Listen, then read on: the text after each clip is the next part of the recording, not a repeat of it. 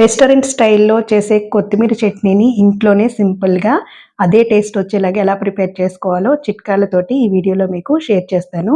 ముందుగా ఒక చిన్న నిమ్మకాయ సైజు చింతపండుని ఇలా నానబెట్టుకొని పక్కన పెట్టేసుకొని, కొత్తిమీరని ఎప్పుడు కూడా మీరు 2 సార్లు కడిగేసుకొని వాటర్‌లో అలా ఉంచేయండి. అలా ఉంచడం వల్ల ఏంటంటే మీరు వాడుకునే ముందు తీసినప్పుడు ఏదైనా మట్టి ఉంటే ఇలా అడుగున వాటర్ అడుక్కి వెళ్ళిపోతుంది. తర్వాత ఒక 13 పచ్చిమిర్చిని మధ్యలో చీరుకొని పక్కన పెట్టేసుకోవాలి. స్టవ్ వెలిగించుకొని పాన్‌లో పెట్టుకొని ఆయిల్ వేసుకొని ఆయిల్ హీట్ ఎక్కిన తర్వాత పచ్చిమిర్చి వేసుకొని వేయించుకోవాలి. పచ్చిమిర్చి మనకి ఇలా వేగిపోయిన తర్వాత జీలకర్ర, వెల్లుల్లి కూడా యాడ్ చేసుకొని కొంచెం ఫ్రై చేసుకొని ముందుగా ప్రిపేర్ చేసి పెట్టుకున్న కొత్తిమీరని కూడా వేసేసుకొని మగ్గించుకోవాలి. మనకి కొత్తిమీర అంతా కూడా ఇలా మగ్గిపోయిన తర్వాత చల్లారబెట్టేసుకొని మిక్సీ జార్‌లో వేసుకొని ముందుగా నానబెట్టుకున్న చింతపండు, బెల్లం అలాగే సరిపడా సాల్ట్ యాడ్ చేసుకొని ఇలా మెత్తగా గ్రైండ్ చేసుకోవాలి. ఈ చట్నీ ఏ బ్రేక్‌ఫాస్ట్ రెసిపీలోకైనా సరే సూపర్ కాంబినేషన్ అండి. మీరు కూడా తప్పకుండా ట్రై చేయండి.